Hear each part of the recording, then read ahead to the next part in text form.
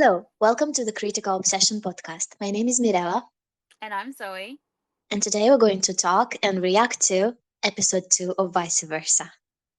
It is Vice Versa Day! Vice Versa Day! Seriously, you should see the meltdown she's been having. I took screenshots, You I know, can show you. some things are better left unsaid. Some things can be shared, but some other things are better left unshared. Well, I guess it depends on your perspective. The perspective being who has the screenshots and who doesn't. Ah, No. well, I must admit, I also have been looking forward to seems like a very strong way to put it, but I'm interested to watch the next episode. I'm excited to see more Jimmy because let's face it, Jimmy in episode 1 was extremely fine, and I would like to see more of him. No, I want to see them interact more. So I'm excited that we're going to get to see him in this episode a little bit more. I'm very curious to see if you fall in love with Tele just as I did. I mean, I love Poon, I love him, but I feel like Tele is much closer to my heart. He's my baby. I think the problem is, in my mind, I know I'm doing it. I'm protecting myself because, like, with last Twilight, I Mhm, I trusted them. I mhm. trusted them, and then I got burned. And so, like, Yeah. I'm gonna be fiercely protective of Poon already. I just know I am going to be. So I'm probably gonna be a Poon girl over a Tale, but we'll see what happens. I'm trying to, what do you call it? Be open to whatever happens. Okay, so let's go watch part one. Okay, let's do it. Part one. Uh, we're starting in the association, and if you notice, the walls are green. The lights on the walls are green right from the start, and even people from like some of the people are wearing green. I noticed the wearing of the green. I did not notice the green walls. Yeah, they were I green. did notice it was the meeting though was very had the vibes of like A support everyone. group. Yeah, like hi, my Yeah, name is, and I'm addicted to Jimmy yeah, in suspenders. exactly. No, because it's sad because it really is a support group. This It really is. are people who are It is. alone, and it's like if you when you start you they making you think that they're doing a comedy, but this is not a comedy actually. The fact that they are taking this lightly and they're trying to, everything is so colorful, they're trying to be all like smiley and happy and everything, and you're like, oh, this is not serious, this is all right. But when you start actually thinking about what these people must be going through, and it's hard, it's like it's a mental exercise to do it, because this is a situation that would not happen in real world, right? This is Mm-mm. something that would not cannot happen. So you, if you want to try to understand what it is, you need to maybe think of someone who, I don't know, maybe even like a spy from another country who pretends to be even alive. Maybe not spies, maybe refugees, but they also have Mm. to pretend that they aren't who they are. I don't know. I didn't even know what situation right now. I'm trying to imagine something that would fit, the Mm-mm. feelings that person must be feeling, and I cannot really think of anything. But it really must be a very weird. Like you must be desperate and feeling very lonely, and you do need a support group. It is there for a reason, and they do need to You talk. And do, the fact, but they're just like for me, they come across as so like kind of almost creepy. Like they're too positive, they're too cheerful. Like I wouldn't find this helpful. But that's my personality, I think. I feel like this is just, and there's like a line, like one of them says, like one of the ones, I don't know if I can't remember if it's the nurse or the leader, when they're talking about like has he found his person or whatever, and he says like maybe he thinks he has, but like he won't, have anything to do with him. And they Mhm. say it's the same as hitting on hitting on someone, you Oh must keep God. pushing and Ooh. pushing. And I'm like, no, that is not No, it. no, That no, is no. not how No, it's that's done, people. For those at home, if you yeah, hit no, on someone and they're not interested, you go away. you must You don't stop. come back. That is And, bad advice. That is some really bad advice. Yeah, I did yeah. not like that. And No, I'm but just like, I what feel like message are you sending? maybe it depends on the way you're looking at things. Like these people, if you talk about the leader of the association, the founder or the nurse, they've seen this. They've been through this with lots of people, and I don't know, maybe it's like with doctors, at some point you need to just dissociate in order to be able to continue doing it. Yeah, I mean, I get that. That happened to me when I did nursing. It's one of the reasons why I stopped doing it. But like, it's just, I only heard Talei's story. We don't yeah, know how the others explain the way their lives work. And I really like the way he talks about it. And I think it's very insightful. He tells that he woke up in a rich boy's body. He his parents are own a company. He has this opportunity of continuing to do something that he likes doing, like the career is close to what he's interested in. And it almost feels like he's trying not to complain because he knows that his life, the life that he woke up in, is a good one. yeah, It it's could just have been been, so much worse. yeah, Yes. everything's been handed to him almost on a silver platter. Exactly. And he does not have the luxury to complain. He must stay positive. But he does realize that well, he tries to explain that even though everything sounds nice, it's still not his family. And he already started feeling lonely because right away when he got transported, all that he could think of was that he got this interview, he got this new job. He could only think of the most urgent things that were like in his life. But now that he spent more and more time there, he starts to look at the big picture, and now he knows that the things that are most important are his family, his friends. He still mentions his career, obviously, but this is something that he can do in this world as well. It would be very easy for him to just do that and just accept this as his new life. Yeah. Um, the other thing I was thinking as well, like I said, I'm finding them super creepy. We're being told this story from his point of view too, so this could also be how he sees them.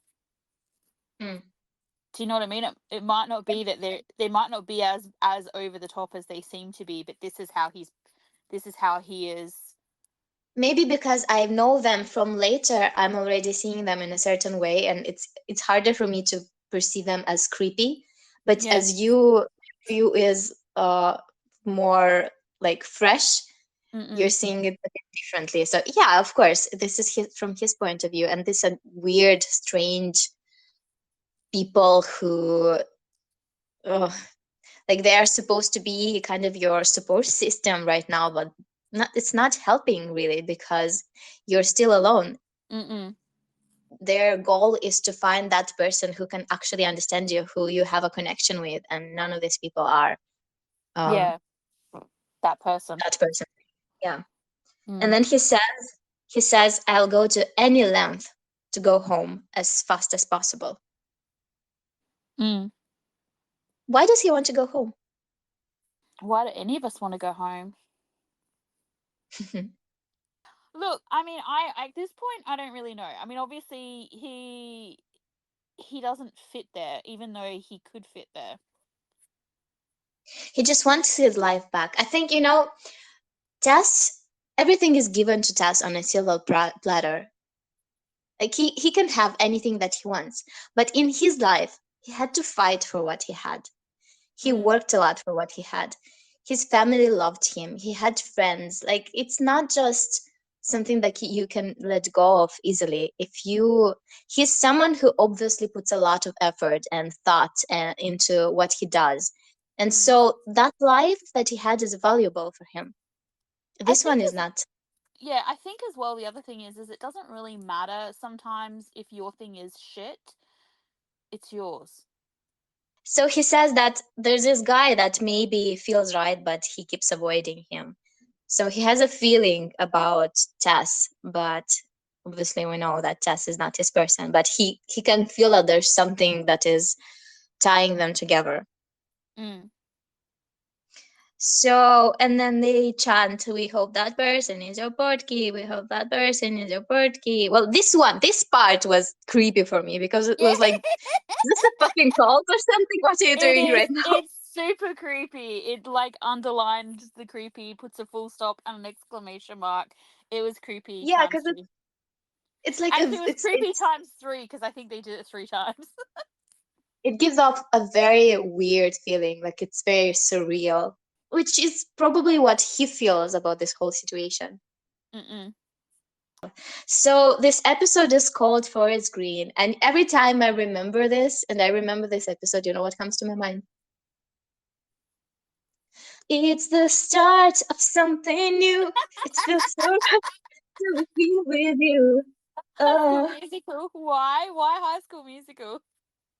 I don't know. I don't know. This is like in my head every time. Every time I remember this episode and what happens in this episode.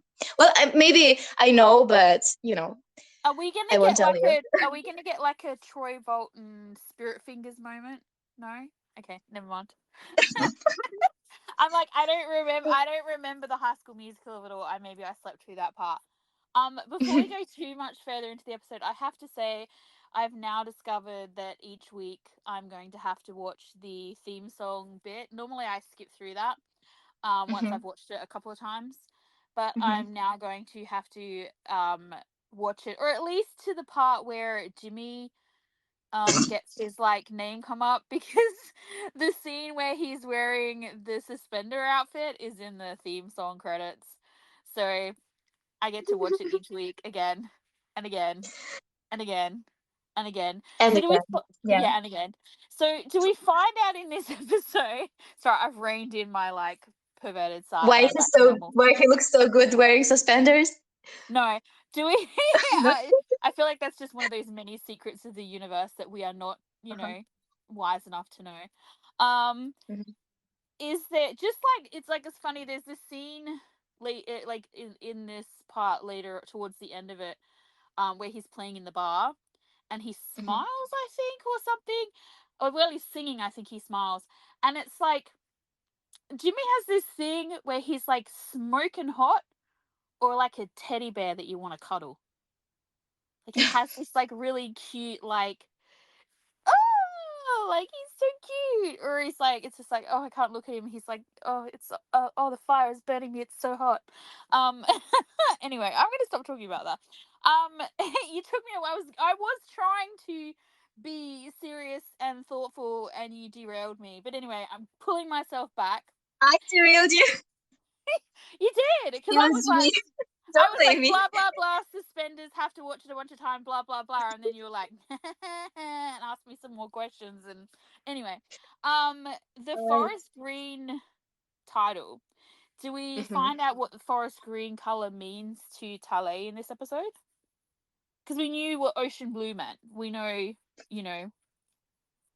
I mean, I just basically told you what I think it means. Oh, High School Musical. Uh huh. Okay. But All right. yeah,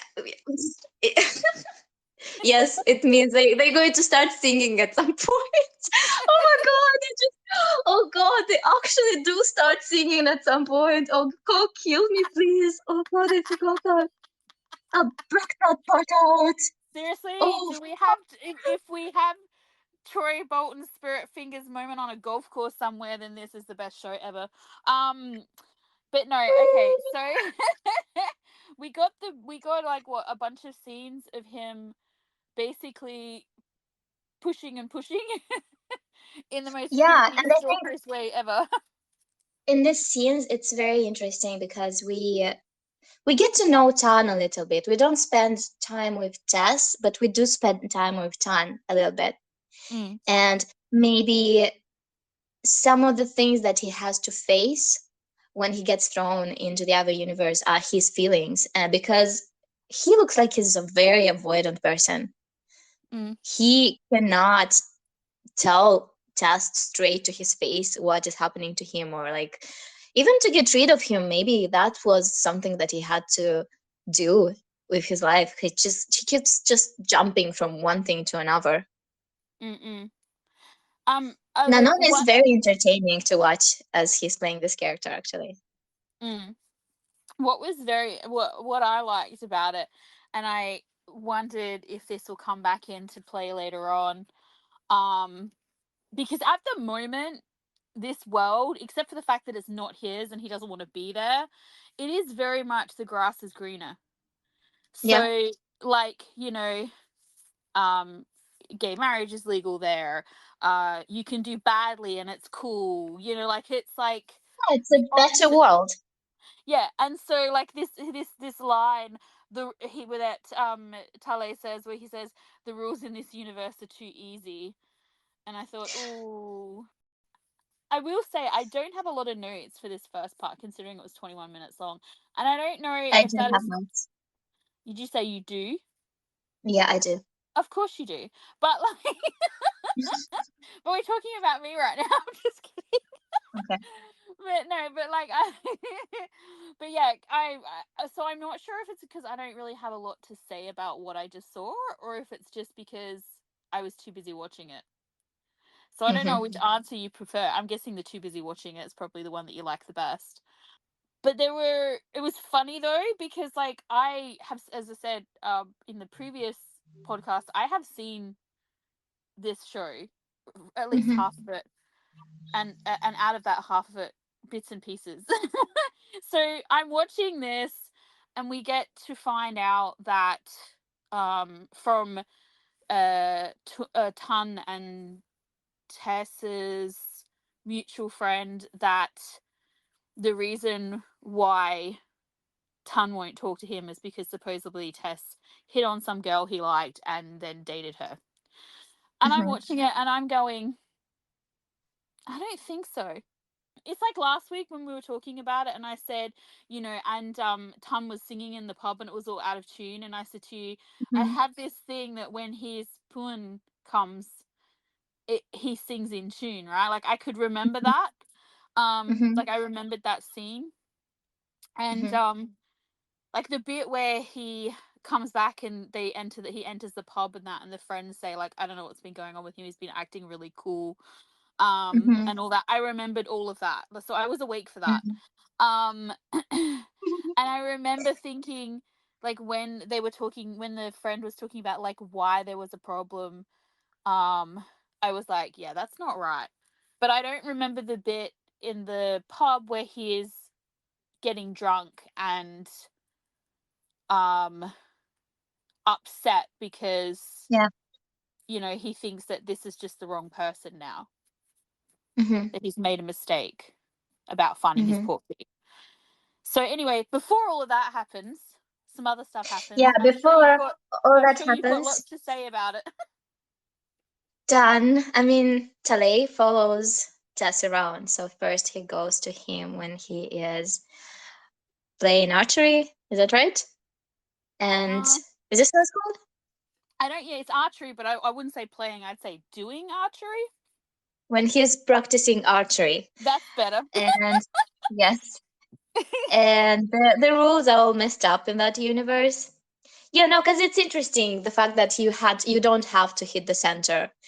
You have to hit the corners, which Yeah. seems like it's easy for Talay. It makes it sound as the world that came from, the original world, is a tougher place, and now Mm. this world is just Yeah. This is more where he smoothly. says. This is where he says the rules in this universe are too easy. I Yeah. love how he has a go and he hits the outer ring and he's like, if I was in this world, I'd be Olympic Olympian. Yeah, but Tess tricks Talay and then runs away, and then he just keeps following him around. He goes to a wedding where Tan is a photographer and he's trying to get his attention, but Tess gets away, and then he's approached by the friend. Is that the same friend from episode one that gave him all the Business um cards. yeah, is that the Yeah. one? He looked Yeah, so he says. happy. He looked so happy to see Talay though, and I was surprised because I feel like the last time we saw him, he wasn't that happy. I'm paying more attention now to things. And then, yeah, that friend tells him about the story, about the fact that he dated her, and I'm just, it's is it blind hope? Is it what drives Talay? Because I feel like at this point you would start questioning you, or maybe you'd even start thinking that um Jess is not your person. But he just keeps going, keeps trying. And I don't think I don't think he's following the advice of keep pushing just as in dating. I just think he's an optimist as a person. He's someone who will not give up. He's someone who will do his best in Mm. order to get the best out of a situation.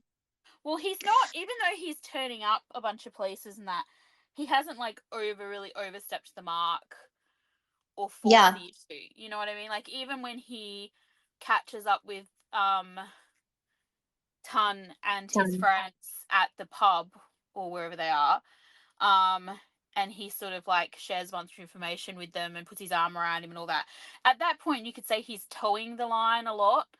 But then when they leave and Yeah, yes, I agree. But you know what I find interesting? When, like, even in the coffee place, like, he asks, "Do you believe in incarnation?" It's very, like, tentative, and it's like he looks like a sad, innocent puppy, He's so cute. But then when we switch to seeing Tess, I feel like the way we see Tess is the way Pacorn, I mean, Tan sees him. It's his point of view. And in the bar, when he puts his arm around Pacorn, it's Tess. We see Tess. And mm, Tess's vibe is so different from Talay's. He he is pushy. He is confident. He does look like he's flirting. He does look like maybe he knows about Tess's feelings and he is like, I don't know, teasing him or making fun of him, or from yeah. Pacorn's point of view. Well, I think as well, once again, when we see Tess and not Tale, like we're seeing it through Tun's eyes. So Hmm. that's how he's interpreting what Tess is doing. Yeah. So whether or not, so not what Tess is doing, what Tale is doing. So whether Tale's intentions are what, you know what I mean? Like it as you said, it seems flirty or it seems whatever. That's because that's how he's seeing it. Because otherwise, we wouldn't see not Nano, we wouldn't see Om at all. Because there's Yeah. no reason for And us to see Om. the questions that he's asking, like, anything you'd like to tell me, a secret that you cannot tell other people. Imagine how Pacorn is receiving these questions. He definitely think that Tess is making fun of him. Also, I like the way he responds when Chile asks, "Do you believe in reincarnation?" Mm, Tess responds, "Yes, because I'm a screenwriter. I must believe in everything." And why I think it's interesting, because I feel like this is maybe meant to explain the way, because later, you know, Boone takes the place of um, Tan, and he becomes a screenwriter. And maybe later, when they have these misunderstandings, or when Talay just assumes some things, he sees this response in he applies this answer to Tan and sees him through the prism of the screenwriter person. Like, he's someone who must be able to adjust his mind to different scenarios and transform an idea into something real, which can be mm, confusing for someone who just is uh, who has a very realistic approach to life, who is trying to see things for what they are, or wants to define them very well. mm. And it's interesting too, like the scene in the coffee shop that you're talking about, where he asks about Hmm. reincarnation as well. Besides that Hmm. answer and everything, and he's saying, do you have anything else, whatever. I mean, clearly Tale is probing. He wants to know, has he Yeah. been traveling between universes and stuff like that. And the Hmm. response he's given, which is, "This is my first day. The coffee here should taste like shit." So then we get the bar scene, and the friend group appears. We're going to see them a lot. Oh, even the way he tells them that the screenplay was approved, he says he talked to his brother. So it wasn't even approved because it was a good screenplay. It was approved because, you know, Nepotism. exactly, he was trying to get closer to Tan. Yeah, well, because And then he says, it's not like he read the screenplay or anything. yeah, he wasn't interested in that at all. Mm. Yeah. So we meet Up, played by Neo, who handles comedy, and I hope this is how it's pronounced. I think he also has a genre that he is responsible for, something that he does well, but I don't remember what it is. But we're going to get this information later. Yeah, I don't So, remember what he said. well, he says something like, "I'm good with everything." I think Oh, he's good with every genre. Yeah, and so Pakorn is just silent and confused, and obviously it must not feel pleasant. I mean, they play it off as if, yeah, let's just go with it. The fact that um Tess talked to his brother to get the screenplay to be bought, but it must not feel good, well, he especially for feels Pakorn. so. Yeah, he feels so confused. Confused and silent, yeah. Mm. And then we switch again from Tess to Tele, and just Tess is so sad and so cute, and just like, how can you run away from him? Just listen to him and give him everything that he wants. But then we see Tess, and I'm like, yeah, I get you, Popcorn. But Do you know the bit that I absolutely loved? And once again, this is like you meant to see it through the eyes of Tess and Ton, and that um the bit where he shakes everyone's hands and then hmm he puts his hand out hmm and Ton just like kind of like it's like the weirdest, like it's not shaking a hand, it's not a fist bump, it's just like a brush of like the backs of their hands or something, and hmm it's weirdly intimate. oh, Do you know what I mean? because it's special. Yeah. And but that, even though it's like not Tess and it's Tale, it's like that was a moment though between Ton and Tess, regardless of who was, you Well, know what it I was mean, a whose moment side. for each of them because Tale thinks that maybe this is his sport key, maybe this is his person. While from Pakorn's point of view, this is the person that he's in love with or has been in love with. I feel So it like means though something for each of them. yeah, but I feel like the way it is shot, it's not. It's like the perspective of the shot is very interesting in that we all that we see of Tess/Tale is his hand. hmm Like the focus is on Ton, so I feel like it's meant to be a moment between him and Tess more, if that makes any hmm sense. Yeah, I don't know if I'm explaining it well, but I thought it was interesting anyway. I liked it. Yeah, I feel like in this episode we're meant to see things from Tale's point of view and sometimes from Tan's point of view. Mm. And I don't remember the way it was shot, but if you say that was from Tan's point of view and it felt like it gave you a certain vibe, I believe you. Well, it wasn't So, really like it was Tun's point of view because we're looking at him, but we're not mhm, looking at him from like Tess or Tele. Like it's almost off to the side. So it's almost like if you could imagine, like if you drew a picture of like Tun and Tale inside of Tessa's body, and then Tess is like a ghost standing next to them. It was like he was watching this scene kind of, but he wasn't looking at himself. He was looking purely at Tun. It's hard to explain. uh-huh, okay. Next time you watch it on one of your 12,000 rewatches, just have a look and see if you know what I if you see if you can see what I'm trying to say. Okay. So, so then we leave and Tale is following And listeners, if you know the scene I'm Tan. talking about and you know what I'm trying to say, let me know in the comments.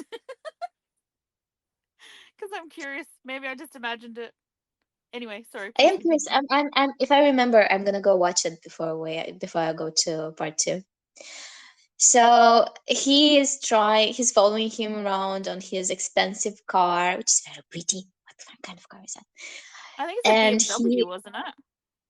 I A don't white know. BMW convertible. If you And I say don't know so. anything about cars, and I don't know why I noticed that because, like, what the hell, Zoe? Anyway. It's very pretty. Okay, so he is trying to get him to talk to him. He's trying to apologize, and then sorry, I did something horrible to you. And then this is the moment when Pacoin is like, huh? What the hell do you mean? And now he finally understands that Tess really doesn't know anything. Yeah, That he I love what he says to him. He's like, go to your grave, stupid, or whatever he says, something like that. take that stupidity to your grave. Just what does that mean though? It's like go die stupid? Like what the fuck? Well, because he's so oblivious to what's actually happening. Like, uh, clearly Tess has either no idea of how Uh-huh. Tun feels about him, or Uh-huh. he knows deep down, but he just doesn't want to deal with it, so he's always ignored it and instead created these problems. Hmm. He probably dated that girl Yeah, because he did. Yeah. because Because like well, okay, so why? What let if me he dated her because he thought, oh, okay, go. wait, hold that thought. We see him as this like delinquent, you know, lazy, doesn't want to do anything, creates trouble, Yeah. it kind of a dick, you know, all these things we see about him. But there's a Hmm. reason, there has to be a reason why he behaves this way. Like no one behaves like like that for no reason. Like it doesn't just happen. Like you know, I mean, like, okay, obviously some people are just born bad, but like this is just like, this isn't that. This is something else. He must be good in there somewhere, because otherwise Tun wouldn't have fallen in love with him. There's something there. Mm. There's something worth And the loving. friends. And the friends are actually cute. Well, later you understand Yeah. that they're not. But but you know what I They're mean? good. Like he's Hmm. loved, right? So Yeah, yeah. you can be a dick and you I can mean, do come on. stupid Sometimes, stuff. no, sometimes I truly believe that sometimes you can fall in love with someone that is actually a bad person and Oh, not be able to stop yourself. So true, that true. even if someone is loved, that doesn't make them a good person. That doesn't mean they're good. That doesn't necessarily mean that there's something good in them. But Well, I do think, for example, I that your agree. friend, I I think agree. what a judge of character for someone is to look at their friends, and you can judge a person by judging their friends by seeing who they are. Mm. I guess what I'm trying to say is in this instance, from what we've Hmm. seen, although we've seen all this bad stuff, or been alluded to this bad behavior, like Hmm. we also have seen things that make me think that somewhere in there there's a good guy. Like there's someone that, you know, is worth the trouble, is worth the whatever. So like my thought process is then, like, if he did have this inkling that Tun had feelings for him, and either he didn't reciprocate them at the time, or Hmm. he didn't want to address it, and so he thought, here's a way. It's very Kai theory of love, right? So, you know, in theory of love, when he finds out that Third has feelings for him, and the first thing he does is fake having a girlfriend to Hmm. try and save their friendship. Yeah. It's very Kai Third of him. So Well, like that's what I'm wondering, if he dated this girl because, you know, he thought it would I mean that they could continue to be friends. I think maybe he dated her because he thought Tom liked her, and He didn't want him to date her he, because yeah, he liked him. you know how Yeah, that is also a sometimes possibility. it happens that you're not aware, for example, of your feelings, and you're confused, and you see this person who is interested in another person, and you sometimes you want their attention, but instead of going to the person that you are unaware of having feelings for, you go for the person that you think they have feelings for.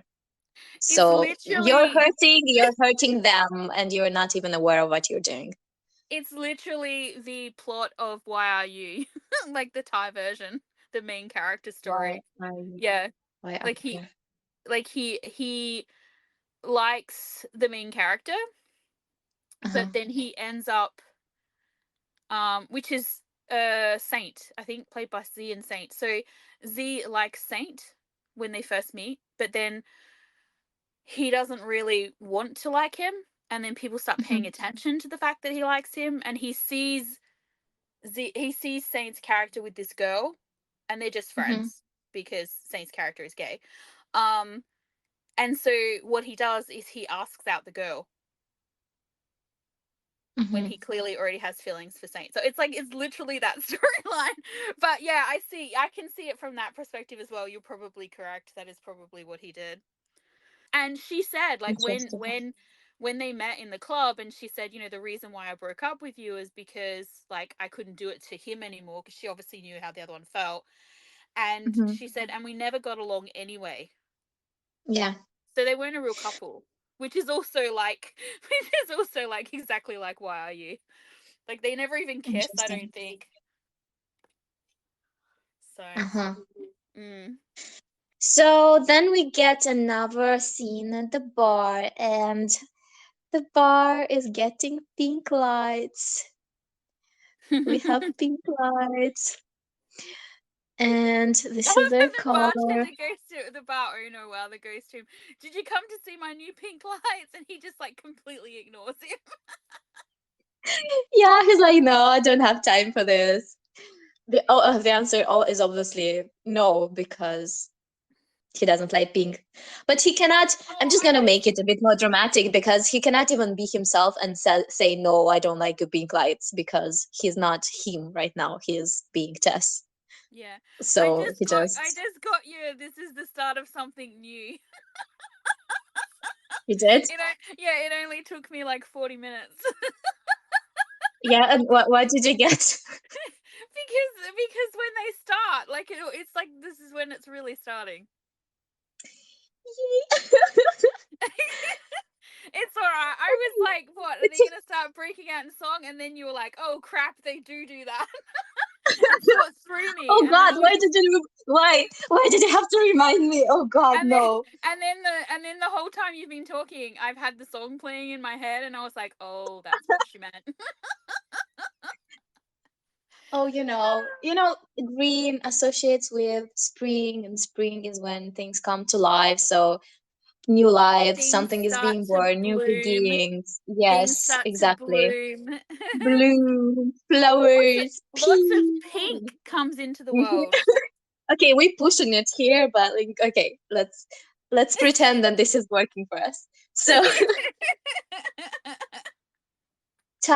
the bar owner tells Telly that Tan disappeared to work on the screenplay along with his friends, and even they even left their phones behind, so he has no means of contacting them. So then we jump 1 month Yeah. into the So, and future. you think about that as well, like because he is, um, he's in such a rush to get home, and yet he's Hmm. been forced into this like exile for a month essentially. And one of the friends, like the More next than time a you month, see, actually. He must have spent some time already in that universe where he healed. He's oh, been in the hospital, and he oh no, but was like further, following. one month further than Yeah, he had yeah. anticipated. An interesting concept as well, because I don't know the answer to this question because I didn't watch far enough the first time. Hmm. Is does time move the same in both places? Yep. It does. Okay, well that's interesting. Okay, anyway. So So okay. he's drinking with his friends. He's Yeah, drinking yeah. with So his that's the next friends. time we see him. That's right. One of his friends Yeah. says something to him like about a breakup. Well, because they see his ex, Anna, the No, person that but he's. they say that before they see her. So it's like I interpreted that Oh. I interpreted Oh, that it's like, because they're like, because of the way he's behaving, like it's like he's in mourning. actually, yeah, because it's like he's being fancying, is that the word? It's like he's been pursuing someone but that person rejected him, and this is how he is. The way he reacts makes it look like that, as if Yeah, it yeah, was a and romantic thing. Yeah. that's right. And so they're kind of teasing him, but not like Hmm. commiserating because, well, it's another excuse to drink, isn't it? But like, she says like she needed an excuse earlier. But it's like, so I just thought it was really interesting because it basically gives you an insight to his behavior for the like the month that's just passed, that he's been like moping around the place like someone broke his heart essentially. No, It wasn't about love though. It was about him trying to get home and about him it was not losing being his able hope. to, yeah, it's the loss of his life Yeah. essentially. Yeah. Yeah. But they don't know that. To them it just looks like a breakup. Yeah. And then they see his ex, I mean Tess's ex, Anna. So it's funny that it's not him who approaches her. His which I feel like it would be something that he'd do Yeah, I must if admit, it because were. I didn't remember any of that part, and I kind of went, oh, he's going to go and talk to her because he's gonna Uh-huh. want to try and find out as much information as to what actually happened then, so that when the next time he sees Tun, he's got like, because Tun basically told him he was an idiot who didn't know what the fuck happened. And he Mm-hmm. doesn't. He doesn't know what happened. So the only Mm-hmm. person who can tell him what happened back then, like realistically, is her. So I expected But him I, to go straight to her in actual fact. but I feel like at this point we're getting like this is a sign that he accepted that Tan, I mean Tess, I mean Tan is is not his person. I think he got to the conclusion that this he was mistaken and he's actually alone, and this is why he stopped trying, because why would he actually be interested in Tess's love life? I don't think he thinks it's relevant anymore. I He just don't gave up a see. little See, bit. I don't know that he Oh God, necessarily gave. I don't know that he necessarily I gave up think on he it. did. I Oh, didn't not get that that he gave vibe. up. Maybe in this moment, I did, because when he writes that thing down, when he's Yeah, drunk but and he starts. that's after he finds out that that Tun liked him. Yeah, but does it really change things for I him? think it does. I think it does Do you change think things. maybe this is the moment when he realizes what actually the story is, and that John was not his person? You think he I realizes think, that this is yeah, why I he no, kept I his think, distance? yeah, I think after he speaks to Anna, I feel like Mm-hmm. before that he's just waiting for them to get back. Like he's on hold, right? Mm-hmm. Because he doesn't know who else to try and pursue. I'm going to use the word pursue because, that's While I kind of was what he's been speaking, doing. it started making sense to me, and I like completely accepted this idea. But please go on. But so like I feel like he's just been wait. That's like why he's drinking with the friends. He's doing things that potentially he wouldn't be doing, because I feel like if he legitimately gave up, he would be looking for somebody else, and he's not. He's in like a Mhm. stasis. When we see him in the club, he's waiting. He's like just waiting, right? But then when he Yeah, after because he you're right. talks Because after after after he talks after to he her, talks to he's her, starting getting drunk. Yeah, she tells him that Tun yeah. loved You. Tess, and then Yes. Yeah. he goes, and then he realizes that because Tess did this thing, because Tess dated her, and Hmm. you assume from what she says, because she kind of says it in a way like, this, like this kind, the way she said when he says, oh, because he liked you or whatever, and she's like, no, like the way she says it, it's like, this, like that was in her tone to me. And so to me, if I was him, I would be going, oh, this is why he hates Tess. So then Yeah. he's Yeah. not the Yeah. person, Right. he's not the traveler, because he hates Hmm. him. He's not avoiding him because this person's acting crazy around him or like whatever, or he's Hmm. unsure of what's happening. He's Hmm. avoiding him because Tun hates Tess, or he doesn't hate Tess, but like that is his interpretation of that. That's when he then goes to Yeah. the pub and he's Now writing he this has. like it's the end of my life kind of thing, because he's Yeah. accepted then. He has a reasonable explanation to why Tan was acting that way. That's right. And Suddenly then it makes sense. It has no connection to universe travelers anymore. Yeah, so that's right. he's getting drunk and he Yeah. starts spilling the beans to the bar owner. Yeah, yeah, that's So right. And then of he's course get then when come actually I like the way he when he writes that thing down. It's like an epitaph, you yeah. know? Or like a Well, last it's like letter. It really is here a moment when he's losing hope.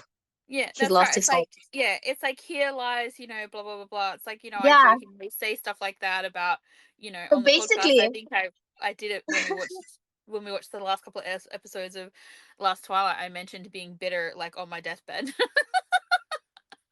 yeah, But so yeah, so basically when Pun appears when Pun when appears, he finds him at his lowest point. yeah, Tale at and his lowest point. he's legitimately like they're all talking around him. It's not really registering. Like you as the audience is listening to this conversation that the friends are having with the bar owner, where they're like, "Oh, I don't know, he's been acting weird," blah blah blah. And Hmm. we as the audience are getting these clues, but he's not paying attention to any of that. It's not Hmm. until Poon starts singing No, and actually, I think he looks at him. When he looks at him, he is different. When Pun walks in, he looks very serious, very like suspicious, guarded. yeah, but he He's also puts his frowning, but he has this confident walk. It he feels like he does. keeps asking cool. Like this completely different vibe because Talay turns to the friends and he's like, "Are you sure this is him or was something? Is this what he asks?" Yeah, what happened to Because him he or asks something like something, that. what happened? Yeah, something feels different about him. He feels Yeah. that something is different straight away. But he still looks down like at his drink. Like he kind of like it's like he notices, but then he's like, it's Mhm. like when you see something and you go, "Oh, maybe," and then you go, "Ah, nah, it's probably not." You Yeah, know what I mean? It's like he yeah, has because that moment, and then when yeah, he starts to sing, even then he doesn't let himself like really kind of um hope, I guess is probably the right word, because he perks up and he's paying attention, but he's still not 100% until the other guys start talking about like, "Oh, where did this song come from? I assume the song is from their world, is it?" yeah, And so it like is. he knows the song as well. Yeah, They don't know the and no one song. else It's knows the songs. yeah. Yeah, And it's not until that conversation happens that he really starts paying attention to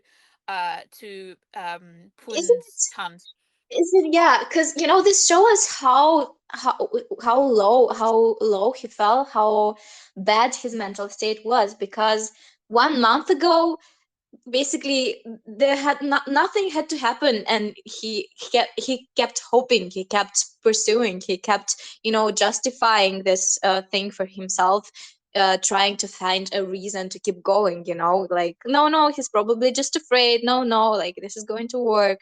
But now, even though there are signs, he still doesn't believe. He's afraid to have this hope because he's been hurt too much. Yeah, well, and He felt wrong too much. it's been like over a month as well, where he's Yeah. had a whole month to second guess himself, essentially, Yeah. and to get depressed about the fact that he could end up being one of those weird, creepy, cheery people who welcome the new ones, going, "You just have to smile and everything will be Yeah. okay." Like he doesn't Just want to keep be one of the screaming. Just keep screaming. he doesn't want to be one of the pod people. He just wants to go home, right? So it's what I find is really interesting about this whole bit here. And now I know we had this conversation last podcast, but just refresh my memory. I'm pretty sure I asked this Mhm. question. We find out what happened to Poon, right? Do you really want to know? We're going to watch the next part in a few minutes. Oh, we find out in that, do we? Maybe, maybe not. We'll see. So, If I could reach through the phone, I'd smack you right now. But yeah, okay. So but you cannot. what I Haha. was trying to say, I'm like booking the flight right now. What I was trying to say is that the thing that I find really interesting about this is we had, you know, Tale wake up basically in Mhm, hospital, have a mini freak out, try and run away like screaming, mhm, essentially. And then mhm. you have Pun, who was essentially completely on his own in the dark, away with two Yeah. strangers, in Yeah. what seemed like an isolated kind of place when whatever Mhm. happened to him. Mhm. And yet, although he's acting different to them, he still seems pretty cool, calm, and collected. And from my Yeah. memory of this next part, when they start having a conversation about the fact that they're both from somewhere else, he's very calm. Like, Mhm. where is his freak out? Well, you know? there's a reason. There's a reason why he's like that. I like the Mm, that transition when he appears and what he's singing. It fits the moment. He says, "It's a miracle that we met." And oh my God, I'm so happy because the guitar sounds right. It's tuned correctly because there are so many moments in series when they're singing on guitars and like they're supposed to be good at it, but the guitars are so out of tune and it's killing me. It's like it's not that hard to tune in a guitar. do you know What what's is happening? really funny to me though is when they actually sit there for like 5 minutes before, they're having a conversation and they're tuning the guitar, and once again I'm using air quotations because then they play it and it's out of tune. There's some drama, I can't think what it is. I think it's a K drama, and this guy comes and one of the things he's doing is like tuning the piano. Like that's Uh-huh. his job or something. Actually, Uh-huh. it may be a Yeah. Tyler Thorne. I can't remember. But then afterwards he plays like the piano and it's so out of tune. It's like I feel Uh-huh. like there's a key missing even. Like it's just wrong. No, But because yeah. okay, but let's say a piano is harder to tune in, but the Of guitar is just like you need like 1 minute and it's done, and you Yeah, just need but to search like do a the search on whole the scene internet. is That's it. the whole scene in this thing is that the guy is actually a piano tuner. Like that's his whole purpose for being at this location. Like, That's why it's funny. cool. Yeah. Anyway, so Anyway, yes. So the transition was cool when Quinn appears, and then they applaud him, and he still looks so stoic. mm, Like this still bows with his head. He's like, yeah, I'm just not going to show you anything, share any emotion. I'm just going mhm. to hide. It's like, Well, I his mean, he's an actor, isn't mask he? is So on. I His suppose mask that is is on. part of it, isn't it? Yep. Mm. Yep. And lots of pink lights. Lots of pink lights in the I'm super. background. I have all these like things I'm really curious about. Like, does he tell? Like, does Tale know who he is in the other world? Well, Like, let's if I go. tell you Watch it's a part huge two. spoiler. Okay, all right. Let's If you're go. gonna be like that, Like that. yeah. All right, let's go Okay, watch it. let's go. Hello, part two. I was gonna say part three, but then like I was like, no, it's only two. I went back and rewatched that moment with weird hand touching, not a hard handshake. Yeah. And yeah, yeah, I get what you meant. It was from Tale's point of view. Mm, It was interesting. mm. So, Quinn is Yes. here. So the first thing I want to say is when the episode started, I was like, wow, that was a lot of ads. Yeah, yeah, I had the same thought. I was like, oh my god. Because I mean, they It were very happened short, once. but they just kept coming. Mm-hmm.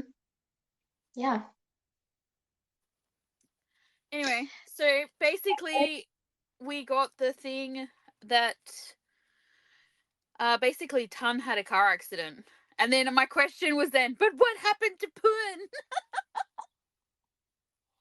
What do? Oh.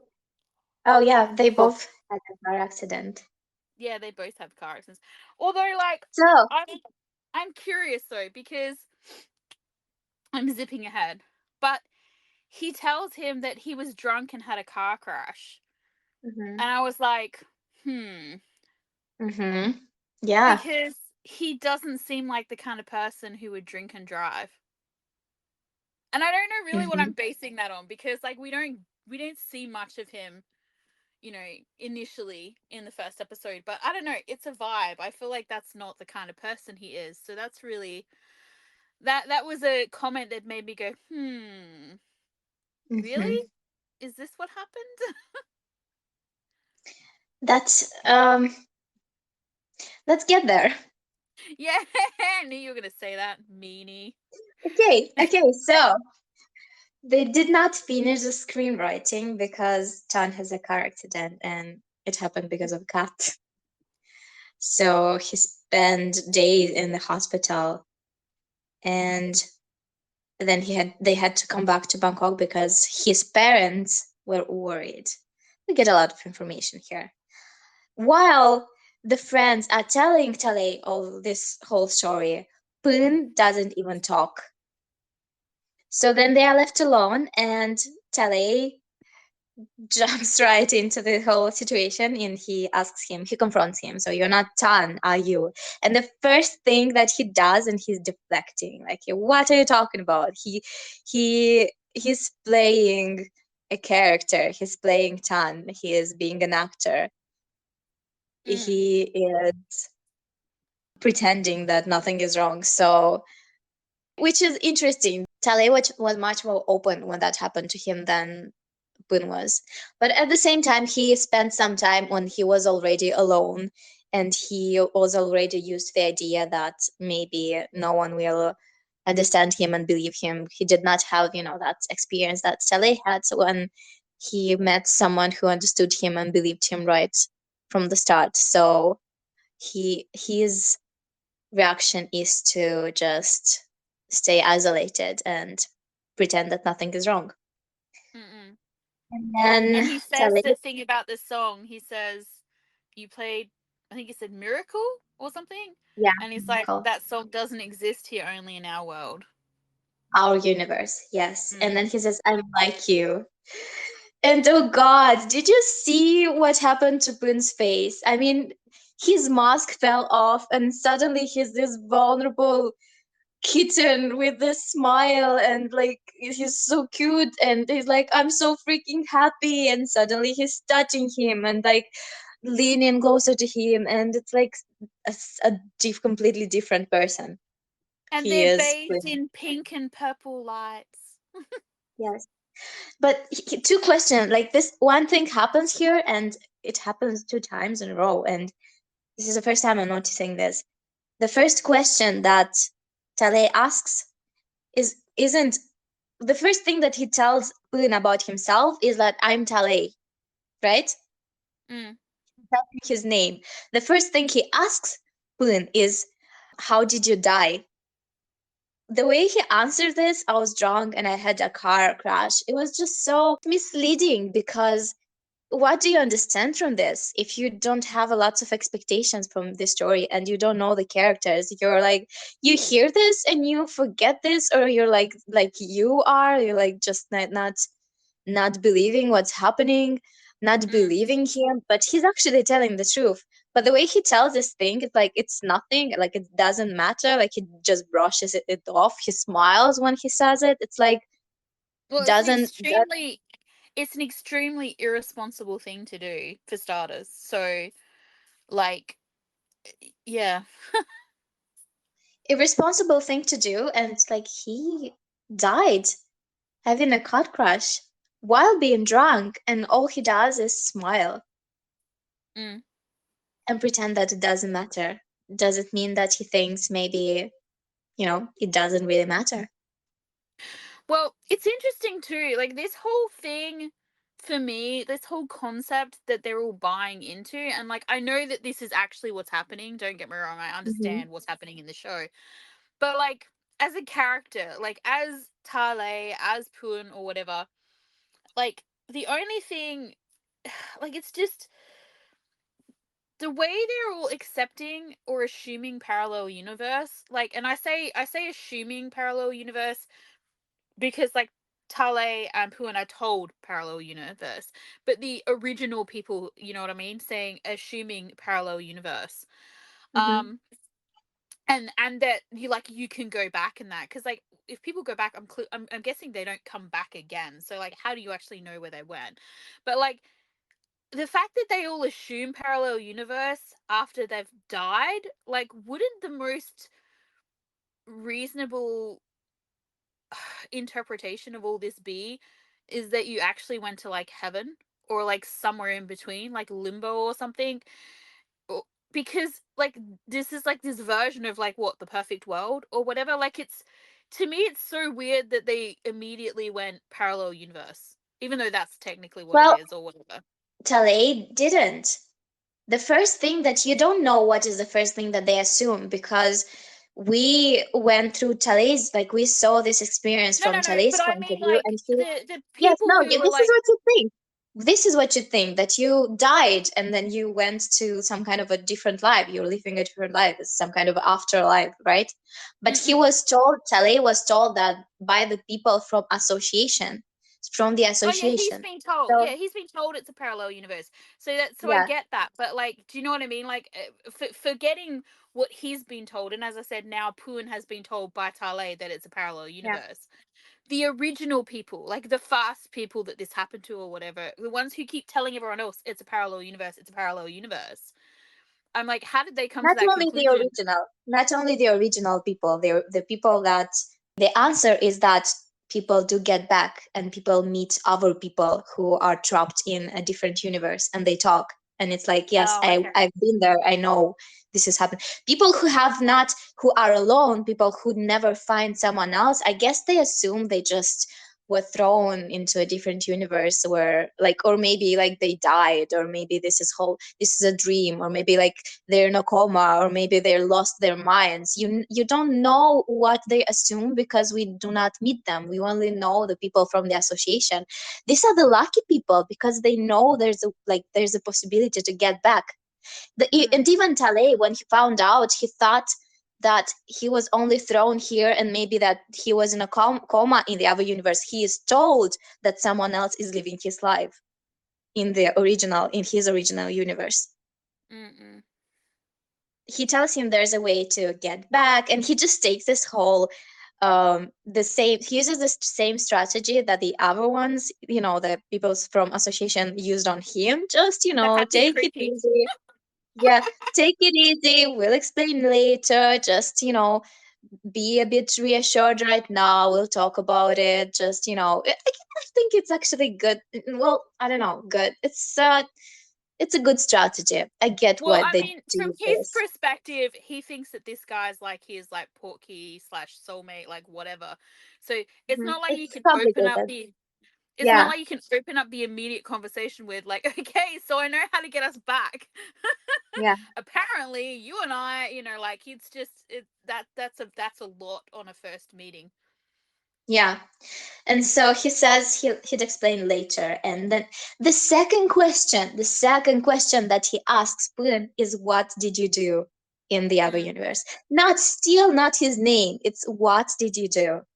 And so Poon answers, I was an actor. I think this is very telling because like this is what he sees in him. This is what he's interested in. Like maybe if he asked for his name, for Poon's name, maybe if he asked for his name before he asked what he did in the other universe, Poon would tell him his name. But this is mm-mm. not the question. This is not the first thing that he is interested in. He wants to know what he did in the other love. And once he's told that, I it's understandable why Poon doesn't want to tell him his name. Yeah.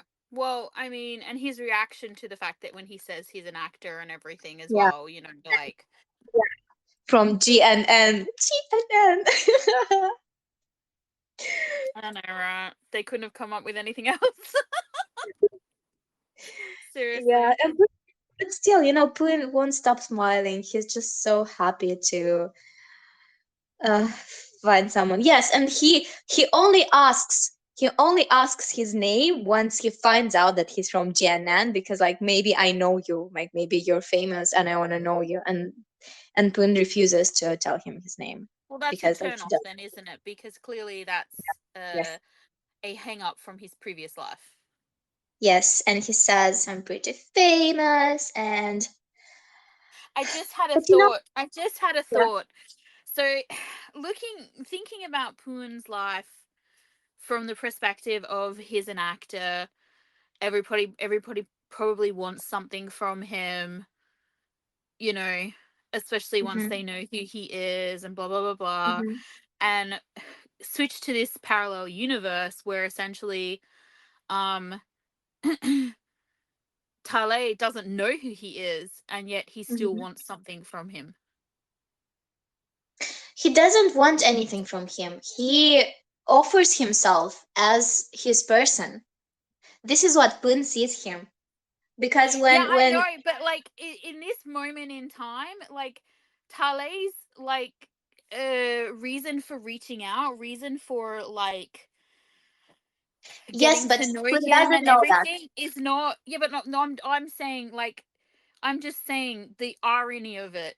Like Pun Yeah. might not know that, but the irony of it is, without even knowing who he is, Tale still wants something for him, and it's not a selfless act he's offering here. Like he wants, he needs Pun to do something, or be something to him or whatever, so that he can get home. Yes and no, because I think at this point Tale is not that sure, and you'll see in later in the episode, he's not that sure that this is his person. Yeah, So but what he does, if he is that person, then in this moment at least, that yeah, he wants something for him, and he does have ulterior motives. It's not a yes, selfless act of, you know what I mean. I'm just saying, it's interesting because coming from this world where clearly he's hesitant to tell him who he is yeah, because of those reasons, and yet here yeah, you have him, he has no idea who he is, but based on the fact that he might be his portkey, it's sad. this is his It is sad. intentions. Yeah, It is it's a very weird sad. kind of It's sad irony and stuff. Yeah, and especially because, as you said, because Punda has no idea about it. yes, he feels like he has to protect himself in a way, Mm. or try to draw a line, because otherwise why wouldn't he tell him his name? Or maybe he's trying to have things happen more naturally. Maybe he's had experiences in his life that, once people know who he is, he cannot really trust them anymore. Yeah, well, as I said, So, because people always want something from him. yes, it's so freaking sad. Now you made it even sadder. Stop it. I Poon, was just thinking Zoe, about it, and Zoe, I was just, Poon is very, very sad, Zoe. He was in a car accident and he doesn't really care because he's really, really, he wanted to die. yep, basically. Or maybe Mm. he did not directly do this to himself, but he But didn't he just care. didn't really care, yeah, one way or the other. Yeah. He had no Yes. joy, no joy in his life. Yes. So then they proceed to, It's although interesting it's though. still, It's interesting. yeah. Sorry, it's interesting though that like one of the first questions he asks is not about how necessarily how to get back, but how does he become an actor in this world? Mm. And it's Is like, it? yeah, he says about how do I become an actor here, and he says to him, "Well, don't go to GN because they make toys." No. His first question is what search engine to use. So Oh, yeah, but basically, yes. So yeah, he's told that it's not Google, it's actually Google. So, but which, like, if you want to interpret and if you want to dig into this, it's like, how do I help myself? How do I navigate this world by myself? How do yeah. I Well, look for information? I get that, but I'm just saying, like, you're putting importance on the questions that Tale chose to ask. So, regardless of the order of them from Pun, Boom. one of the questions that he asked was, "How do I become an actor?" Which Yeah, clearly wasn't something that made him happy in the previous yeah. world. So, like, But he why doesn't did know he want anything to? else. He Yeah, I know doesn't know any. It's it's like, what he's good at. Mm. I think even with the thing of going back to his life that he obviously doesn't like, and he was miserable living, but by inertia, because you don't know anything else, Yeah, people and do go back to the things that they feel of comfortable, course, even they feel comfortable even though they're bad things for them. So it does make sense that he asked this question to me from this point of view, because what else I'm to not. do? Yeah, I mean, What other choices does he have? I'm not saying it doesn't Mhm. make sense, but it does open up lots of doors into insight as to, as you said, okay, yes, this is what he's familiar with, this is what he knows how to do, this is, whatever. But like, you are essentially like what I'm gathering is going to happen is that Tale is busting to get home and Poon has no interest in going back. And I feel like that's obviously going to be an issue moving forward, but like, so essentially he's given a completely new world to start over and do things differently, and it's just interesting that that is like one of his first thoughts. See, this is what we were talking about. Tale, this is a better world, and Tale, even though it's a better world, the world like maybe the world is the world of his dreams that he thought were his dreams. He wants to get back, but Poon, for Poon, he's not aware of it yet. Or the fact that this is his escape, or the fact that maybe this is better for him, or the fact that he had to get to the idea that this is another option that you have, because I feel like maybe they haven't even realized that this is actually maybe an option to just stay and live Stay here. put. Maybe for Tale, he obviously had time to think about it, and he's sure he's different. He knows that he wants to go back, but for Poon, maybe he hasn't even considered it. Mm, true. So then, oh my God, and then he asks, "What if I have problems? Who should I go to?" And Tale says, "Me." Yeah, that's really cute, that bit. And the he way he he looks at he him, yeah, he looks at him after that. Yeah, I know. the way he's so vulnerable, the way Tale basically offers himself as his person. And I don't even think he does this um because he wants something from him in this moment. I think he's being actually honest. I think just he is I do volunteering too, to but I don't think defend he him. really realizes exactly what he's offering though either. Like, Yeah, because it's he's like, been yeah, he acts on impulse because if you remember he's drunk and he's very honest.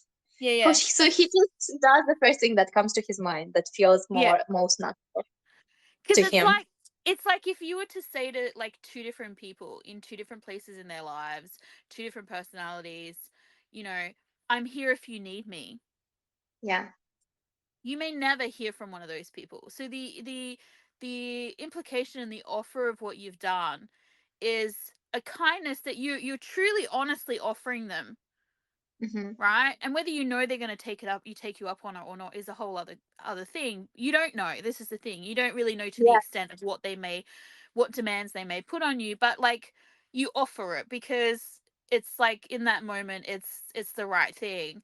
And then you Yeah. have someone else and you say to them, you know, if you ever need me, I'm here for you. And then that person is like living on your couch, calling you every 5 minutes. Like it's, and I'm not saying this is what's going to happen here, but I honestly don't think like what he's offering doesn't necessarily measure up to what the way it's interpreted, because the way he is Yes, like, because you he can sees it like see a it on lifeline. Prince's face. Yeah. Yes, on Prince's face is, oh my God, I have someone. I'm like, Yeah. I'm glad it is you. He has accepted this. He's like, Yeah. okay, you're my He's person. taken on a huge He's like, responsibility that he's unaware of, would be my comment. yes. Especially because, And as you but said, he was drunk when he offered it. oh God, Prince's reaction is breaking my heart, and I think he has already started having feelings for Tully in this moment when he heard him suggest himself as the person that he can Well, go because to. this is the thing. At this point in time, like obviously you know a lot more than I do because you have the knowledge of the future of the past, whereas I only know what we're seeing. And Haven't you seen it on his face? no, no, no. But what I'm saying to you is like the extent of what this means. So once again, Yeah. like you know exactly what this means to him. You know, like Hmm. potentially that he hasn't had that before. That it's the one thing that he wants. It's the one thing that's been missing. Like whatever. You have this information. You have this knowledge that I don't have yet, or anyone else listening who hasn't watched the next episode yet, or the episode after that. Like we don't have that. So Hmm. all we have is the indication of like what it means based on his reaction, which is like Yeah. a hell of a lot. Like that's the impression. Hmm. But Hmm. it's like, and as I said once again, so that it's indicative of, like as you said, Tale is selfless and he's well meaning in this moment, but he truly doesn't know what he's offered. You know what's the thing with this series is when you see something happening and you're like, well, maybe it doesn't mean anything. It usually actually does mean a lot. Hmm. So here the words with the, oh, I was drunk in a car accident. Oh, and you're like, oh, okay. It means a lot. This reaction, it means a lot. These words mean a lot, you know? This is how Mm-mm-mm. this series works. And I love it. I love this thing about the series. So then we have them waking up naked, kinda. Yeah. And I feel like I need to take a moment because I'm an equal opportunity pervert. And I have to say, the sea has really nice shoulders. She has a really beautiful body. They both do. And I heard that they've been working out a lot before this series to look good. And obviously, you can see it on them. Their bodies look like a lot of work and discipline and healthy eating. Well, Ooh, ooh. I say it like I said pervert, but what I really meant is from a medical standpoint. I can't even get it out without laughing. Okay. From a medical Medical. standpoint, he has a Yeah. very nice physiology, especially the muscles through his shoulder. They're very defined and like yeah, they would be great for it. They would be great example for an anatomy class. You could point out all those different tendons and ligaments and Mhm. I'm joking. I was a pervert. I just thought they looked nice. Yeah, no, no, they look absolutely amazing. Well, as you So said, they I mean, are. I'm not for objectifying, although like I do talk about how pretty the boys are a lot. But as you I mean, said, they worked out so much. It's obvious that they they worked put a out lot of so much effort, for this. and Yes, then they took their and shirts we off. have to appreciate it. It Yes, would be rude of us not to mention it. exactly. I It would totally be agree with it. it would be what's the word when you're ungrateful? Rude. It's like, Yeah, like, totally rude. obviously. Anyway, moving along. Anyway, So the so memory we have well, no. So first off, he no, says no, wait, after. wait, wait, wait. He wakes up and he's half naked and he checks himself and like, why would you do that? Why would you assume that something happened? It's Do a you bit, know what gets me? because Do you know what yeah, gets me in these shows where they wake up and they're uh-huh, like naked on the top, and then they look under the blanket to see if they're wearing anything below, and then when they see that they've got boxers or underpants or jeans or whatever on, yeah. they're all like super relieved. Like, I'm sorry, like Uh-huh. you can't tell me without looking that you don't know if you've got pants on or not. Do you feel Okay, nothing but from the waist down? he had to make sure. Okay, he was very concerned because obviously he was attracted. He felt attraction for this guy, and he Yeah. has to check the guy as well to check that the pants are on the rightful Well, place. because from the tops of them they look naked, so I understand that. But yeah, it's just one of those weird things that they do in these shows, and I'm like, I must admit, it's one thing. Um, there's a scene in, oh god, what's the show called? Oh, Love in the Air. Do you know the one I'm talking about? I'm trying to remember if I watched it or not. I mean Okay, the I know the name, but I don't know if I watched it. I think I okay, haven't. okay. So there's a scene, but like this the show is split in two halves. So like the first like six episodes are about two Oh, characters, oh, and okay. then I yeah. remember the show, but I haven't really watched it thoroughly. Okay. Okay. Hmm. So there's this scene like after the first two characters kind of meet, and they end up back at one of their house, like one of their in his apartment or whatever, Uh-huh. and they end up in the bed together. And of course, when the younger one wakes up, he does the thing, where you check to make sure you've got clothes on. Um, Uh-huh. and the other one sort of is still meant to be asleep or whatever, but he says from next to him, just because you've got pants on doesn't mean nothing happened, which I just thought Uh-huh. was really, really a funny thing to say because he's not wrong. Like, not everybody. I mean, maybe it does because do you put your pants on and then go back to bed? I mean, underpants maybe, but the pants, jeans, No, and no, go back to no, no, bed? no, no, no. But in this scene, he just had boxers on. Oh, oh, okay. Yeah, yeah. So he's just like, because it's like, I mean, I agree with what you said. I mean, I've had instances where, I've not put anything on, or I've put a nightie on. Like, it just sort of depends on what you're doing. But like, Uh-huh.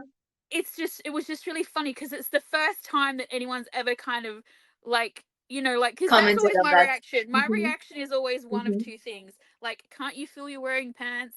And also, like, just because you've got pants on doesn't mean nothing happened, right? Uh-huh. So when the Uh-huh. character actually said that, I was just like, okay, like, it's like anything, some shows you really like for all different reasons. Some shows you like bits of it but not all of it, or whatever. But like, in that moment, I was like, okay, I love this part of this show because that is like brilliant. I'm so happy that someone finally said it. And so Uh-huh. I like, when I see these scenes, I think of that scene as well. But it's just like, and then when he pulls back, I just said, he pulls back the blankets, and he's even more relieved because he's got Yeah, jeans he on. even said, like, what a relief he has pants. Yeah. And then he's like, why are you looking at my pants? I love For the flashback Tele, memory. Sorry? what's happening right now, what was happening, that was a lot. I feel like that was something that would not normally happen to him, and a lot of his boundaries were overstepped. But then he has this, memories, and he understands that he also overstepped, but Boundaries. boundaries. So Well, yeah. I have I have a couple of questions, and once again, it doesn't really matter, but I'm just curious, like, to see whether or not this is a thing, because of the way Hmm. he is kind of a little weird. Do we Hmm. know if he's had relationships before? Tele. Yeah. Well, we do know. Okay. You're like, Okay. but I'm not going to tell you. Okay. No. All right. So I love the scene with the flashback. I kind of I felt weird about it the first time I saw it. I think I spoke about it in the podcast for Dangerous Romance. I'm not a big fan of scenes where one of the characters is overly drunk, or lots of them, or whatever. I don't know, something about it. I don't enjoy them. Yeah. But I really enjoyed it this time I because feel. Yeah. Sorry. Continue. I have reasons. Yeah, yeah, go on. I'll tell you my reasons Okay. later. I feel like it works because it's Tale that's drunk and Tale that kisses. If it Hmm. if Pun Oh, could oh kiss boy, yes, of Tale, course. then it's like a Yes. no go for me. But Yeah. it's like it to me, this scene worked as well, and the fact that he got drunk worked as well, because he was already well on his way. Well, he was drunk when he Hmm. turned up, and then they just kept Yeah. drinking. So, Yeah. like, of course he was gonna end up like off his tits drunk, basically. Yeah. And so, little Australian Yeah. And terminology there so, for you. But yeah, so, and it's like, it's so funny because as well, because this is there's two things that happen here. The fact that he oh, kisses him, right? The uh-huh. fact that he kisses him, shakes Poon, he's like, oh. And then Uh-huh. also, it implies something. Like, Yes. because, Yes. Oh God. Oh and God. not just like feelings, like, not just like maybe he has feelings, but it implies that this, because he's like, oh, how do we do it? Do I kiss you? Hmm. Is this how? Like, Hmm. so he's Hmm. he's already given a whole heap of information to Pum without Hmm. actually telling him Yeah. anything. Hmm. I like the whole, like, this whole thing is so interesting. So he says, "I'll stay and celebrate with you." There's a thing to celebrate, huh? The fact that they met each other, the start of their friendship. They said they're celebrating the start of a time, not time, a universe traveling friendship, right? So they're celebrating this. Besides that, something else is happening in Tali's head. So he's like, "I'm so happy to have met you," and he's like, "Oh my God," and he's grabbing Boon's cheeks, and like he probably thinks he's so cute already. And it's like he's attracted, and when once Boone mentions home, he's like, "Oh, home! Oh, how do we get back? Like, should I kiss you?" And when it doesn't work, like, "Should I try again?" Even though he knows this is now not how it works, but you know what I see here? You know the thing, this thing with in fairy tales where it's like the true love's kiss breaks the curse. So Mm-mm. this, I feel like this is what he's doing here. Like this is he's already seeing this person as his prince or something, or like his Soulmate. savior, and Mm. he's trying to break the spell. He assigned this role to Poon already. Mm-mm. Yeah, and I feel like Poon's like reaction to the kiss is very interesting. Oh yeah, definitely. Like he's just like first the first one he's like really taken aback, like he's like what, and then after he kisses him, like kisses him, he's like, oh boy. It's very interesting to Yeah, watch. it is, because it's not like it doesn't look like he's mad, or that, he is He's shocked. uh he is shocked, but he's like, okay, this is happening, and he's kind of like very, I don't know, very accepting of what's happening. Does it make sense? It Accepting. does, it does, but it's almost like I don't know. There's a sad It's thing sad to that it. Tilly just falls asleep then after that. But do you know what? Like it's no, it's more like it's one of those things where I'm trying to think of the best way how to put it. Like I mean, I'm sure like he would have kissed lots of people, whether he's had boyfriends, girlfriends, like whatever. He would have kissed lots of Mhm. people within his roles.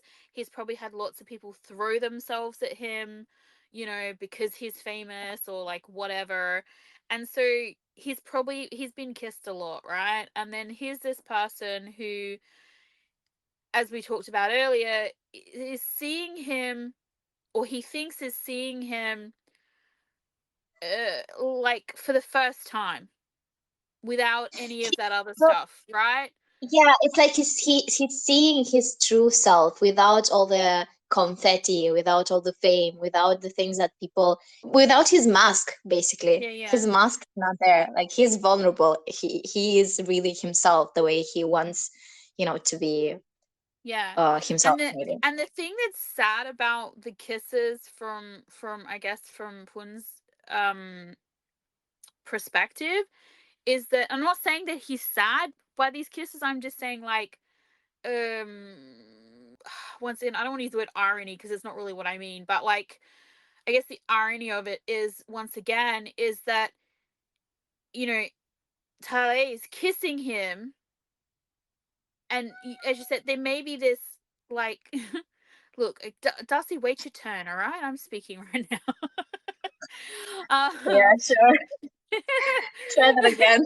yeah, but there may be this like, there may be some attraction there. There may be these things that, like as you said, he's assigning these roles to him, but what he's Mhm. saying out loud as he's doing it is like, How to how get does this work? back home.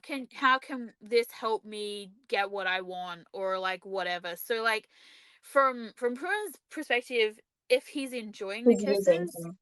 if he Mm. likes the kisses, the fact that it's put to him in this way, it's like Mhm. it's not necessarily it's not an unwelcome kiss, but it's not probably not necessarily a welcome kiss either. And also he's drunk while he's doing it. So like Yeah, it's like he's being used, but Tele did say he'd go to any extent to get home. So this fits. This fits. yeah, and He I'm not really wants to get home. yeah, and I'm not saying like I'm like it's one of those things. I'm not saying that he's necessarily hurt by this. I mean, I don't know. I guess it will come up later if there is an issue with this. But like Mhm. from the perspective of like this being their, I guess, and I'm air quotating here, finger quotating, like first kiss, let's call it, or first Yeah. kisses. Like Hmm. it's great that Tali remembers that it happened, because it would be so Yeah. much worse, I reckon, if he didn't remember that they existed. But the way that Hmm. he describes them as well, like he says, um, I have some memories of many very bad things. Visions. Yeah. Yeah. Yeah. Yeah. Uh-huh. And that is like also not great. So like Yeah. the like I'm thinking about all these things as this is happening. Like my first reaction was I was okay, because as I said, because he was drunk, and I feel like, okay, I would have had issues with this scene, as I said, if he was drunk and Pun had tried to kiss Tale. But we didn't get that, which is great. But I also would have had issues with the scene if Tale had kissed him and then he'd tried to reciprocate or push it further, which obviously that's not what happened either. So I had no Mhm, issues with this scene. So the mhm, initial my initial thoughts on it was like, oh, okay, this is cute, right? And I had the mhm. same thoughts that you were having, but I I then don't know. sort I of don't really think it's cute. It's no, no, no, sad. but no. I'm just saying. I thought it was cute initially. I Mhm, said, but then what I'm saying is, and then I had the same thoughts as you, that like he's starting to have thoughts and assigning roles, and I had the same thoughts as that is what I mean. But then, like You know, while we've been mhm. talking, and also while since we've been talking about the other stuff, I've been thinking about this scene in particular, and it's actually very sad. Like it's very, very Yeah, sad. it is. Because you can see here that from from Talei's point of view, not from Talei.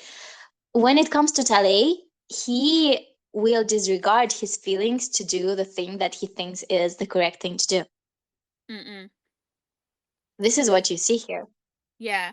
And the other thing is as well is like if for some reason, well, not if for some reason, but like if Pun did enjoy this, like if he did feel something when he kissed him, if like this was like a oh wow kind of moment, and it kind of seemed like the second kiss it was a bit of that, but also there's also a bit of like oh fuck in there as well, because of like what's Mhm, actually happening, what's being said, what's whatever. mhm, And then I actually kind of want to go back and watch his mhm, face after, because I wasn't really paying. I want to say I wasn't really paying attention. I was paying attention, but I wasn't paying attention to this particular thing. And I would like to mhm. go, and I would very much like to go and see his face after Tale says about how I have memories of very many bad things that happened last night or whatever. Um, to see what Pun's face is doing after that, because I don't see much on his face at this point because he's still quite guarded. He has this thing with he wears a mask.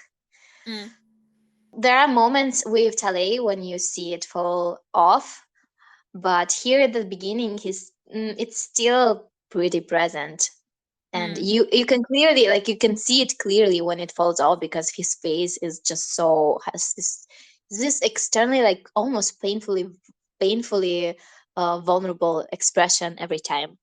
mm, It's mm, so full of emotion, and I feel like this is his true self, this very, very vulnerable, childish creature who just, is very emotional and needs so much support.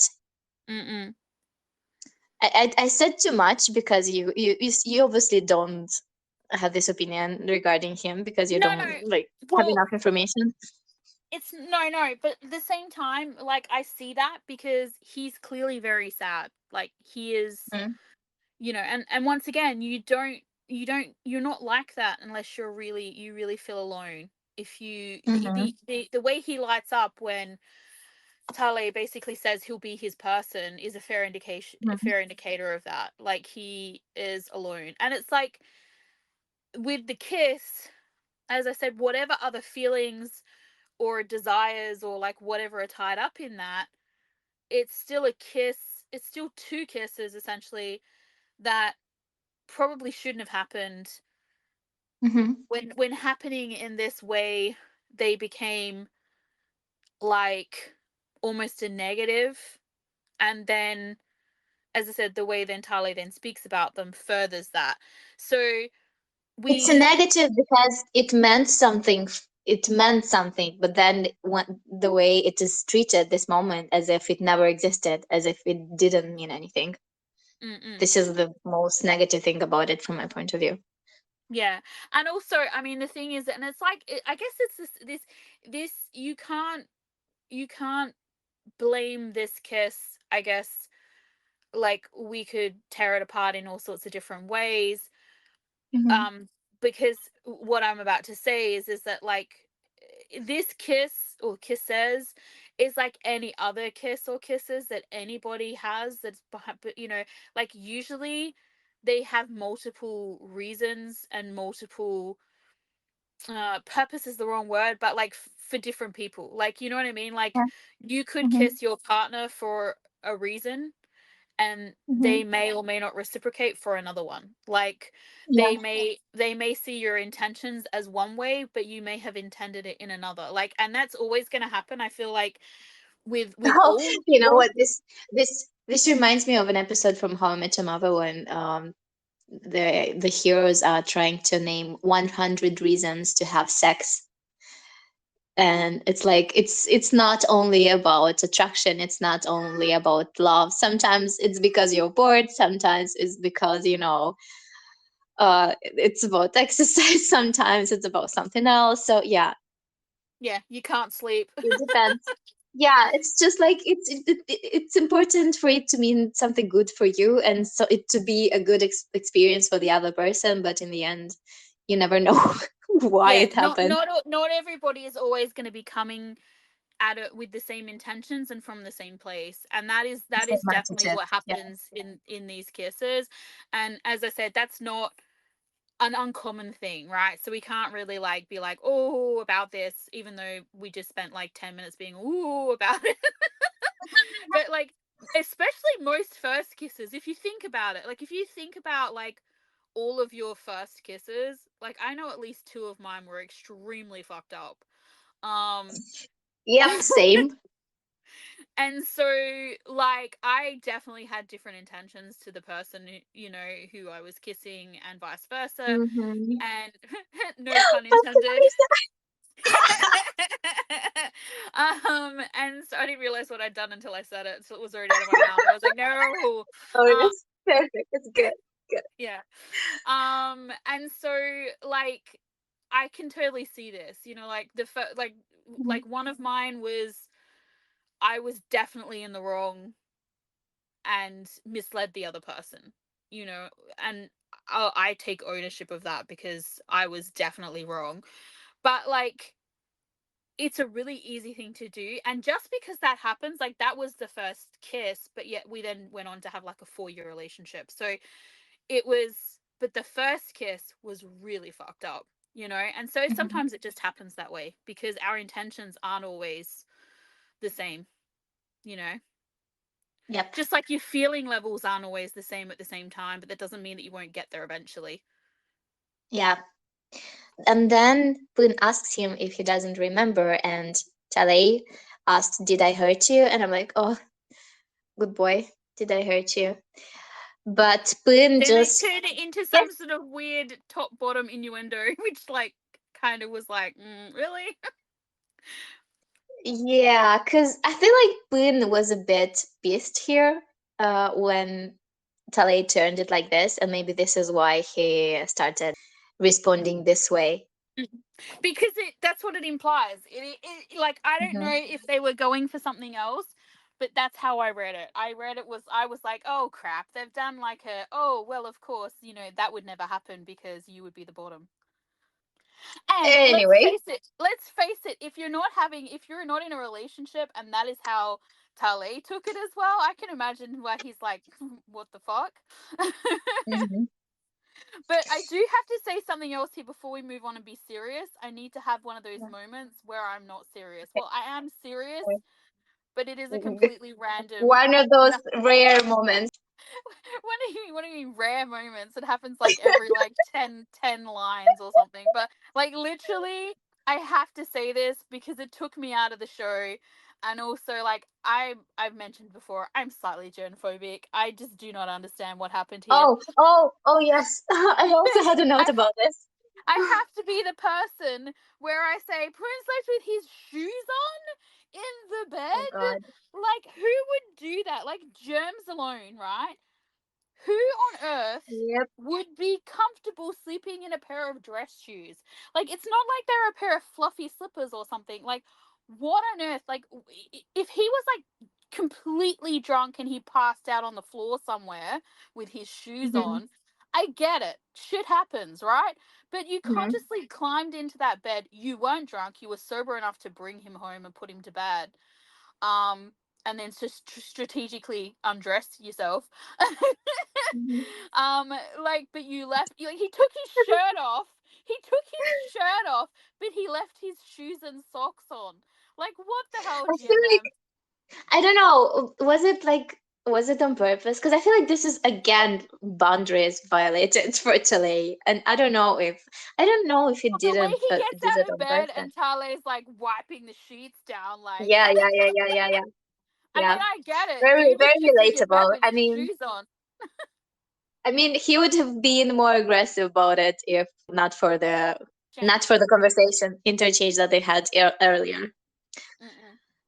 But it's just like, as I said, I mean, I don't get it. Like, because I mean, especially in a lot of Asian houses, and I think they do it in Thai houses as well. Like, they take their shoes off. Like, why would you put your shoes in someone's bed? Like, I don't know anybody who would do that. Maybe on the bed, which, if you tried to put your shoes on my bed, oh my god, would you get an I don't earful? even know. Did he think he'd leave? Was he not planning to stay? But Yeah, like it's like again, he was like 1 foot out the door, but why take your shirt off? exactly. I don't know. I was like, yeah. Like, seriously, I'm gonna say something. I'm gonna give you an explanation as to why this was like such a like moment for me. I don't even Uh-huh. let people come and sit on my bed with their outside clothes on, and what I mean by that is like, if my sister comes over, for example, and she's been out all day and they've been like to lunch and they've sat in weird places, and then she comes to see me and she's like, and I'm in my room and she wants to sit on my bed, I'm like, no. Because I don't know where that ass has been. I don't want it on my bed. I sleep in this thing. And so, Yeah, totally relatable. Same, so I'm same. like I get home from like work or whatever, and the first thing I do is like change my clothes. Like, I don't. Yes. So I can't fathom sleeping Mm-hmm. in the bed with your shoes on. Like, it's a big fat no for me. And of course, because of it, I was just like, why? It took me right out of the moment. I mean, I love it at the same time because, as I said, when he gets out of the bed, Tully's like, because that's exactly what I would have been. Except I would have been stripping the sheets off and like washing them. I'm like, I don't care if you're offended. I'm changing the sheets. You haven't even left yet. Um, He was a bit overwhelmed, I feel like, Tali. He was yeah, overwhelmed at the point. And maybe he felt like he overstepped some boundaries with Boone, and this is why he just let him off the hook here. yeah. But it's just, yeah, it's definitely one of those things where I was like, I don't understand what just happened. But I will say, Yeah, like, the so next scene that we get, the breakfast scene, huh? I haven't, I remember this. I didn't sleep through this the first time I watched it. I do actually remember this scene. Uh-huh. I didn't remember it But before I just notice rewatched it. they're having green drinks. Oh, yeah, the green drinks, yeah. And I think Mm-hmm. Pun put something green inside his weird comb bread as well. I don't know what it was, but it was Uh-huh. green, I think. Okay. And so I do have to say I have a newfound appreciation for the chemistry, I feel like, between them since watching Last Twilight. Because Uh-huh. as I said, I didn't remember this scene beforehand, but when I was watching it, I remembered the scene, but I didn't Mm-hmm. appreciate their chemistry when I watched it the first time. This time, I was like, as I was watching it. Uh-huh. And so, and then the continuation of like when they're leaving the house and they're outside and they meet the tuk tuk girl and all the rest of it, and the cute little But charity and but then. wait. We have to talk about the breakfast scene. Oh yeah, yeah, So we they're can. But I'm playing just saying, like, that scene as well. I have an appreciation for the oh the chemistry and chemistry. yeah. Mm, yeah. Oh. Okay, go back to the breakfast scene. Go on. Yeah, so he asks for his real name. Tele asks for Pun's real name. Like, no, seriously, what is your real name? And Pun doesn't want to tell. The door is closed already. And there's one reason, maybe the reason will change in time, but now he already, like, he has a reason not to tell his name. So he asks him to guess instead. And like he doesn't, I think at this point his reason is that he doesn't want things to change between them. He wants to be the Well, simple it's person. He wants. interesting too, though, that he gives him a clue, like, because this is one of those instances where not being Thai is Mhm. frustrating because Yeah. I want to know, like, I'm assuming we don't have Thai listeners, but if we do have any Thai listeners, um, like, are they is this a thing that someone could actually guess? Like, given his clues, Hmm. like, first off, is it a real movie? Like, maybe it's not a real movie. I don't know. I think it must be a real movie.